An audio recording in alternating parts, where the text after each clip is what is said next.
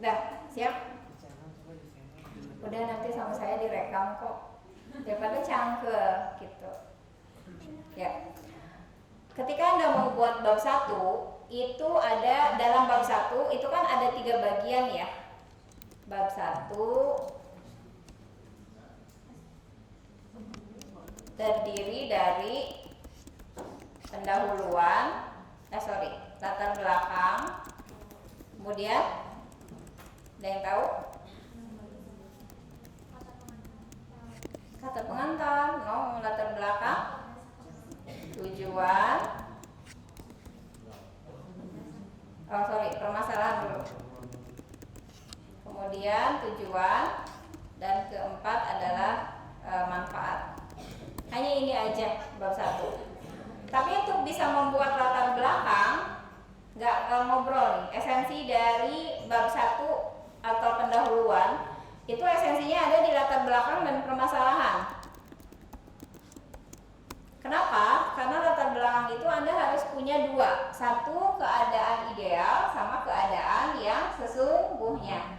Misal, perempuan usia 47 tahun seharusnya berada dalam kondisi sehat, prima, aktif, bekerja dan sebagainya. Itu kondisi ideal.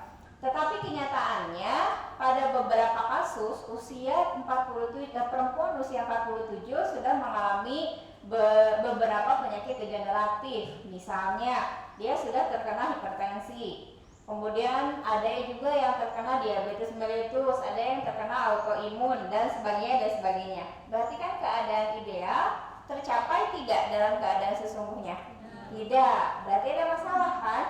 Nah, masalah inilah yang akan diteliti, yang akan dijadikan studi kasus untuk melihat mengapa perempuan usia segitu yang seharusnya ABCDE ini menjadi EFGH.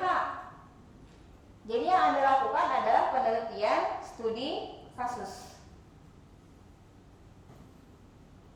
Jadi harus ada keadaan ideal, harus ada keadaan sesungguhnya. Kemudian celahnya kamu harus teliti mengapa terjadi keadaan yang tidak ideal.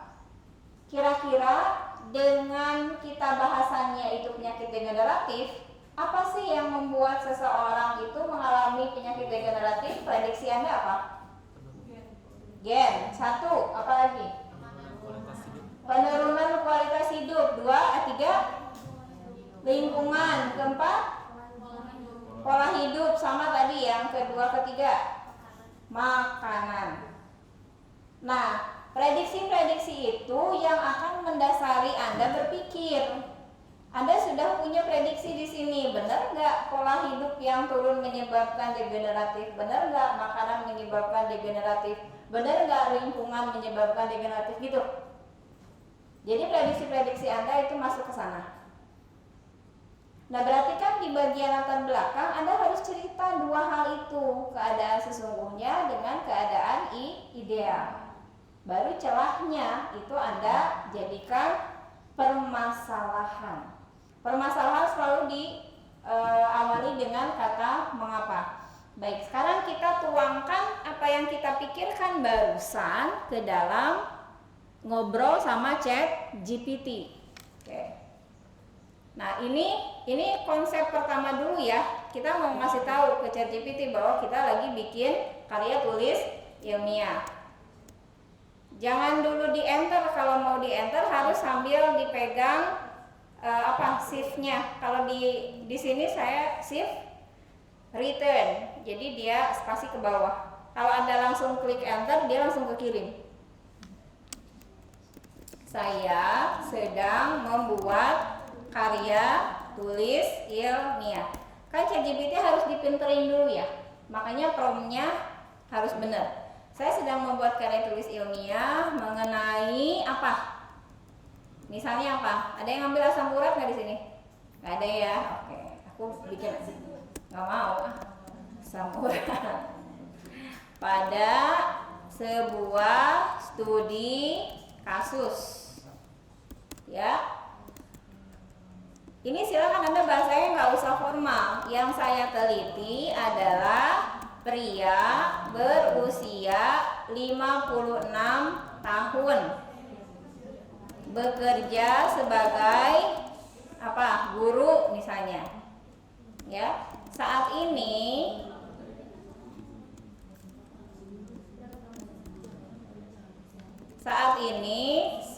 sorry Uno. Jangan ngobrol nanti promnya ini. Saat ini saya masih di bab 1.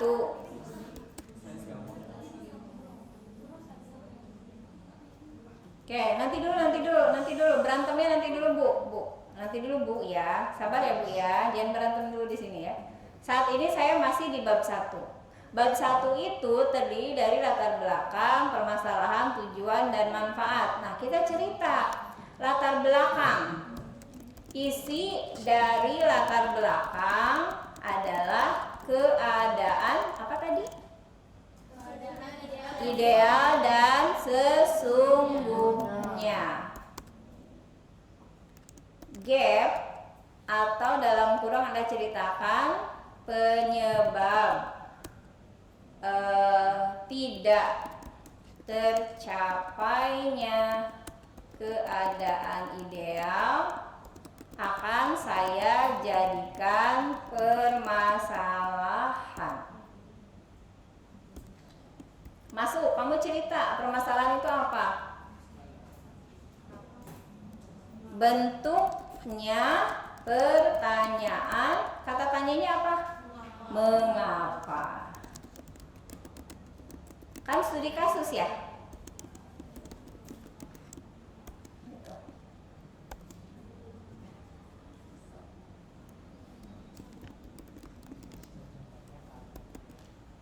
Tujuan disesuaikan dengan permasalahan. Good. Manfaatnya untuk siapa? Saya pribadi sebagai siswa dan masyarakat lingkungan sekolah. Gitu ya. Oke, sekarang baru perintah. Tolong buatkan apanya dulu nih? Semuanya? Tolong coba kita suruh dia bikin bab 1 langsung ya.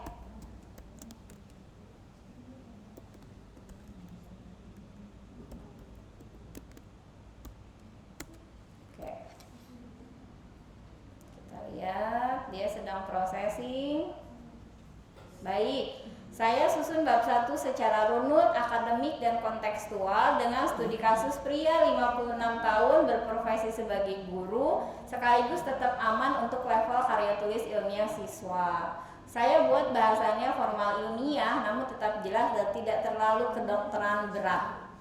Ya, dia cerita bahwa itu tuh harusnya ini.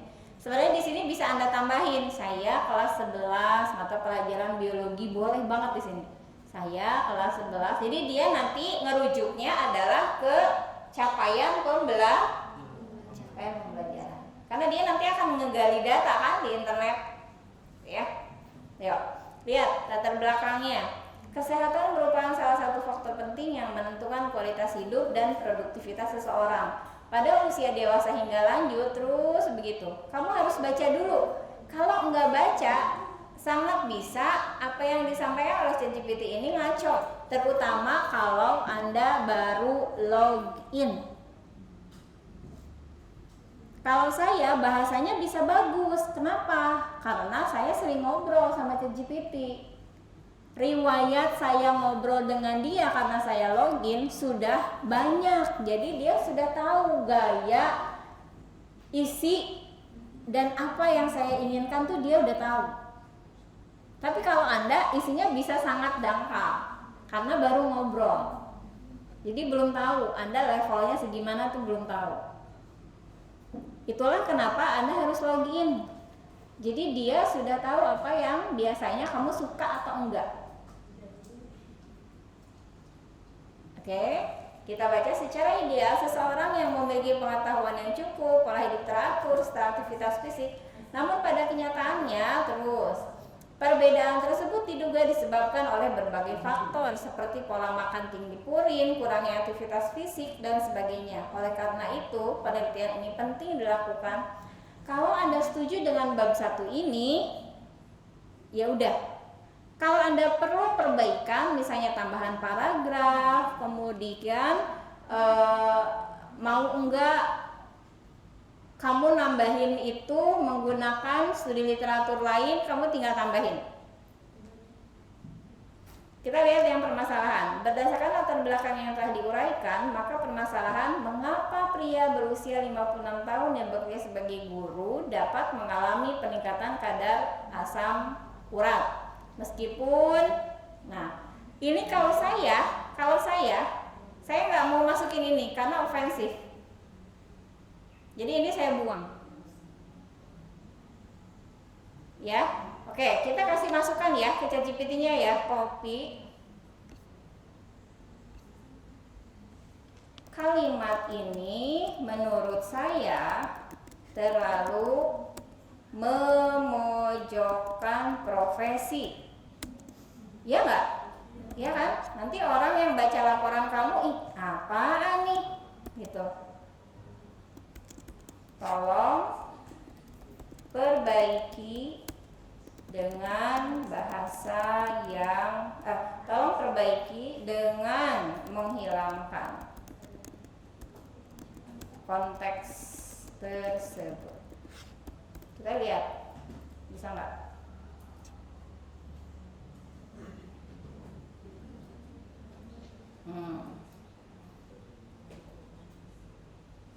Nih dia ngasih beberapa alternatif. Kamu setuju atau enggak? Kamu pilih yang mana? Mengapa pria berusia 56 tahun yang bekerja sebagai guru, mengapa terjadi peningkatan kadar asam urat pada pria? Oke. Nah, kalau saya minta hilangkan kalimat profesi guru. Buat utuh bab 1-nya dari awal. Jadi saya nggak setuju tuh bab 1 dia seperti itu, saya nggak setuju. Nanti PSAJ kita begini ya. PSAJ kita begini. PSAJ-nya nanti saya kasih, nanti deh lihat di kelas 3 sekarang PSAJ biologi seperti apa. Yang portofolionya. Kan ada 2 ya, PSAJ soal sama PSAJ portofolio. Nah, yang portofolionya bikin KTI. Live langsung pakai folio bergaris.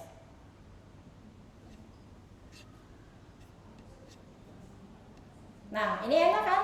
Mengapa pria berusia 56 tahun dapat mengalami peningkatan kadar asam urat? Enak kan? Jadi despite of their education background, tetap aja setiap orang pasti punya chances atau kesempatan untuk sakit atau enggak gitu loh. Kita lihat tujuan penelitiannya untuk mengetahui faktor yang menyebabkan, untuk menganalisis hubungan antara usia, pola hidup. Kalau saya ini udah enak nih, untuk memberikan gambaran mengenai perbedaan antara kondisi ideal sesungguhnya bagi penulis, bagi lingkungan sekolah, dan masyarakat. Kalau saya setuju. Kalau setuju berarti kamu kasih thumb up. Kenapa harus dikasih thumb up? Biar dia tidak mix antara bab 1 yang dia bikin di awal dengan bab 1 yang bikin berikutnya, karena sudah dikasih masukan yang berikutnya. Kita kasih thumb up, berarti dia nggak akan pakai yang pertama. Kalau kita say nothing, dia bisa mix up. Dia tetap ngambil data bab 1 yang pertama dia bikin nggak ada masalah gitu. Jadi ini algoritma main. Kalau Anda nge-like, maka postingan-postingan serupa pasti akan muncul. Jadi algoritma main.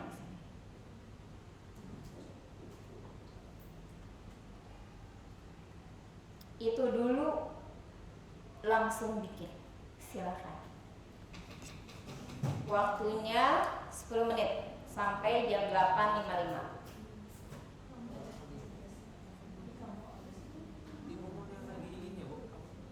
Apa? Oke. From. WhatsApp-nya udah terhubung belum? Makanya saya bilang login ke WhatsApp. Kenapa? Karena saya akan ngirim history chatnya di sini. Itu silakan Anda akses.